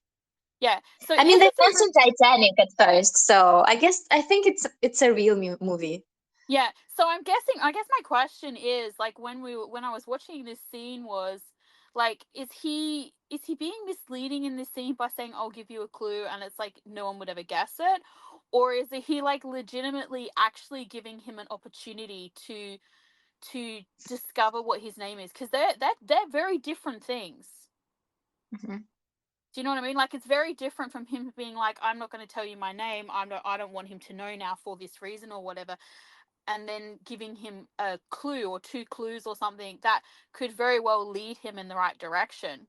That's very different to him being like, I don't want him to know. I'm going to, take him on a like wild goose chase where he'll never guess it. You know what I mean? Like, that's very different. So it's one of those things, it's one of those moments where the language barrier and the knowledge, like pop culture, like local pop culture knowledge or whatever is kind of Yeah. um letting me down, so to speak. Well, let's assume, because what else can we do? Or listen to our hope for our listeners to tell us more information. Well, we did But we did have some listeners on the I think it was a Dangerous Romance podcast that were from Cooking Thailand. Crust. Do you remember? Oh, oh yeah. Remember we had Was it like one Dangerous in Summer or was Bangkok. it Last Twilight? I I think don't it was remember. Dangerous Romance. I think, I don't know, I don't know either now. No, I think it was Dangerous Romance. um Hmm. and it was like we had one from Bangkok and then we had two from like really like weird faraway places in Thailand, and it's like, okay, scary, but also great. Welcome if you're listening still. Please answer the question. We continue. Okay, so he mentions Talay mentions a character that is called Dang, and I'm guessing maybe it's not a very a character that you want to be associated with. I This is how I read it, but then he Well, says he the other thinks. thing is the other thing is as well as what it means, because like I know like in Korean it means the word dang means wrong. Mm, So, interesting, but then well, he I wonder what it says, means in Thailand. In Thailand, in Thai. Oh yeah, god. but then he says, I think Dang is cool, and Pun's reaction is like, oh, you really think you think he's cool? Does that mean I'm cool? Does that mean you think I'm cool? And of course, he thought he'd say a quote. I mean, he's asked for a quote. Is this how it happens? Talay asks for a clue, right? He asked for a clue, Yeah, and he no, he Prin says to him, "Oh, for a do you quote. know?" No, he says to him something like, he says like the reason why he guessed that was because it's a very well-known movie or something, and he says, "Yeah, but it's not from that year." And he goes, Mm-hmm. "Do you know the famous quote or something?" And then he stands up and does it. Yeah, he's so flirty. Like, he cannot just tell the quote; he has to show it. Mm-mm. And he says, "To be my wife, you must endure."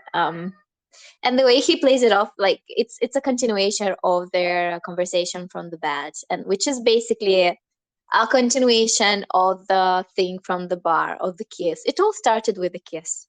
Mm-mm. This whole dynamic between them, I see it as the root cause is the kiss from the bar that was ignored, basically. You could look at it once again, like you could look at it from the way that Pun reacts and acts, as you said, this dynamic that's shifted into place could be Hmm. because, as you said, this kiss happened, it wasn't dealt with, but also he's feeling a little bit kind of what's the word? Like, I feel like it's a combination of cocky because he got kissed, Hmm.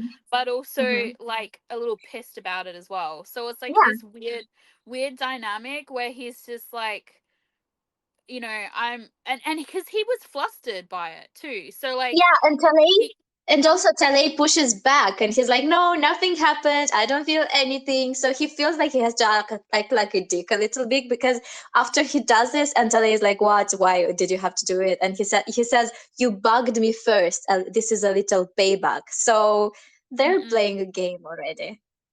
yeah. The long haul. It's called gay chicken. Yeah, yeah. Because Tale is like I felt anything. Yeah, you did. Just stop Yeah, it, of course Tale. he did. I mean, he like froze and was all like, blink, blink, blink, blink. Yep. And then he says that the first thing he'd say when they get back was a dang.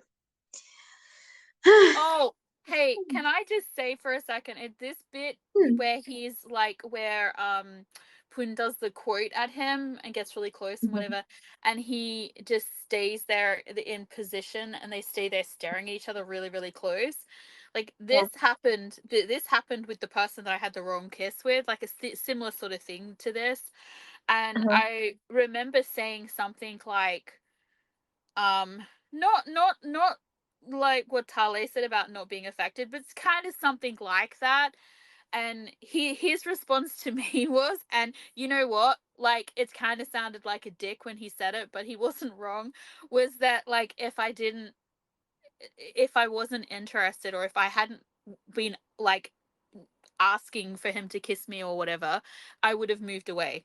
And he's not wrong. Mhm. Like I stayed there thinking, and the whole time I was thinking, is he gonna kiss me? Is he You gonna were kiss me? Is he gonna kiss me? like you were trying to prove a point, which you wouldn't have to if you didn't feel anything. Yeah, that's right. You I'm didn't. like, You didn't I'm feel the not need gonna to do move that. first. Yeah, it's like I'm not Huh? gonna move first, you know. Yeah. Haha. So then they get outside, and that interesting taxi, tuck tuck, right? Right? Tuck tuck tuck. Yeah, so I do not like the flirting tutorials from this episode. You should not push that person and keep pursuing them if they say no. Yeah, the thing with this as well, like this to me is, and I don't know, I mean I don't know if this is a thing you see again further in the show or not, but like this is a common BL trope where the girl Mhm. is persistent even when she's clearly not wanted, Yeah. you know, and it's I I'm not a did huge think about fan of it it. No. because Mm-mm. we're not stupid. Yeah. I mean, yeah, okay, look, some girls are like that. I knew girls like that Yeah. in school, but Mhm. like majority of us are pretty smart.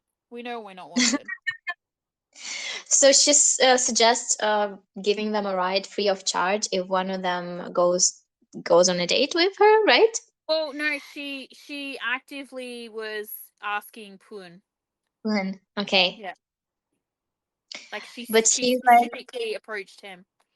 yeah, but he says, "Excuse me, no, I have a fan." And so, oh no, she's like, oh, that's what everyone says. Oh my God, she's been through that all the time, like It's like multiple times. every time she picks up a ride, she tries to get a free meal. Oh fucking God. So she's like, oh, who is that fan? And blah, blah. And he's like, oh, here, he is my boyfriend. We have been Yeah, he's together like for this. forever. He's like this person owes me one. And she's like, oh no, but I need to prove because blah, blah, blah. Ugh. And then he starts kissing Tale on the cheeks while Tale keeps protesting. It's like, what the fuck? I was thinking about it. I was like, why did this scene have to exist here? And I had this idea. This is probably something like very new for Poon. Mm. For Tali as well, but for Poon, this must be a very weird situation because if you're an actor, you'd never do something like this. No, of course not. Even if you had a other significant, especially in a lot of these countries where you just have to look at the BL industry, what it's like. I know the K-pop industry is like, God forbid someone is dating. Like, let them date. Like, honestly, it has nothing to do with anything. Let them date. Um, but yeah, so you wouldn't anyway, because if you're famous and you do anything in public, everyone feels like they're Yeah. entitled to have a commentary on it. I Yes, mean, exactly. So here he's having fun having the freedom to play with this idea to do this thing because he looks like he's having fun. So I think this is basically why this scene exists to show that this is actually freeing for him. well, I think there's like two or three things to it. I think it's definitely that, but I Mhm. also feel like there's a bit of payback in this scene. Like Yeah, of course. the initial two cheek kisses are like Mm-hmm. payback kisses, because the Payback. part of him that's pissed This about the is so kiss from, actually fucking cute. This is like they playing with payback kisses. but like, do you know what? Do you know what I mean? Like the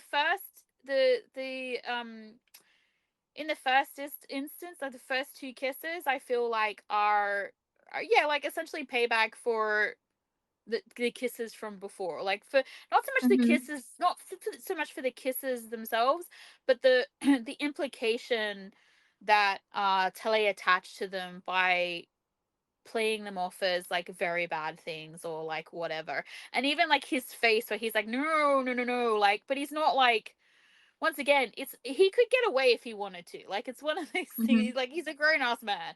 Um Mm-hmm. and it's like, it's more like, I don't want to do this, like, then, like, like, it's just, it's clearly like a payback, I feel like.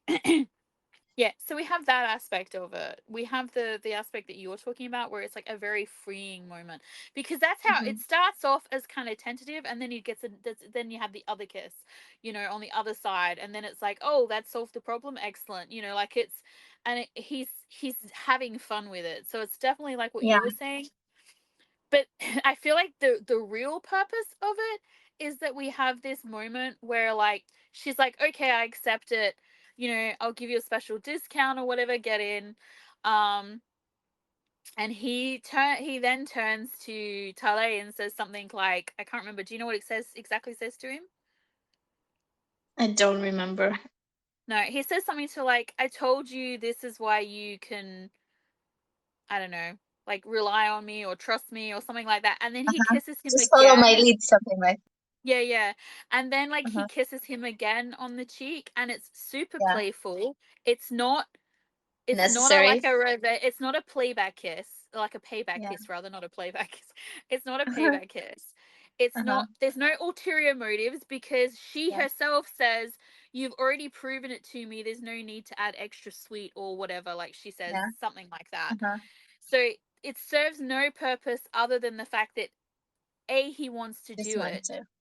Yeah, Mm-hmm. it makes him happy, right? And and Tale's reaction to it is completely different to the two other kisses as well. So, like, you have this moment where, as I said, essentially it's like this, like, payback, kind of like whatever, as you said, this realization that, like, he can be fun and be free and, like, whatever, from Prune's point of view. And then you also have this, like, moment of, like, he's doing it because he wants to and because he liked it and it's fun. And then from Tale's acceptance of it, that it's not a bad thing, like what he said. And so, and then of course, like, I love how she says to them when they're climbing in, I drive really fast, or my xoxo goes really fast, so it's dangerous if you want to hold on to each other or whatever. And he puts his arm around Tale, and Tale's like, what the fuck? And he's just like, it's all right, I've got you, or whatever he says. It's very cute, very, very cute. So it's, I feel like Yeah. it has, I feel like, like, it definitely has the purpose that you mentioned. But it also, I feel like, takes those two, I mean, the two kisses, they don't count, like, the two, because it's interesting, because it's like, and you could look at it from a different perspective as well, which I'll mention in a second, but, like, initially you have, like, uh Tale did two kisses, and then Pun gives two kisses back, right? So you have those, so you could say they cancel each other out, essentially, and then you have this new Yes. first kiss. That, and also these are claiming kisses. Claiming Mm-hmm. kisses that can be basically brushed off as something that doesn't really mean anything, because Telly can say like, "Oh no, I was drunk. I don't remember anything," and Poon can say, "Oh no, like we were just playing a part," and blah blah. Blah. They have their own justifications for this moment to happen. Yeah. So as I said, though, it's essentially a new first kiss. But the other thing, the other perspective that you could look at it from, if you wanted to, and if you were Poon, you could look at it this way: is that he one upped him, Hmm. in that Tale kissed him twice, but he got him three times back. Yeah. This is the end of part one of our critical discussion and reaction for episode 2 of Vice Versa. Thank you for hanging out with us. Follow us on Tumblr, Twitter, Spotify, and interact with us. Bye for now.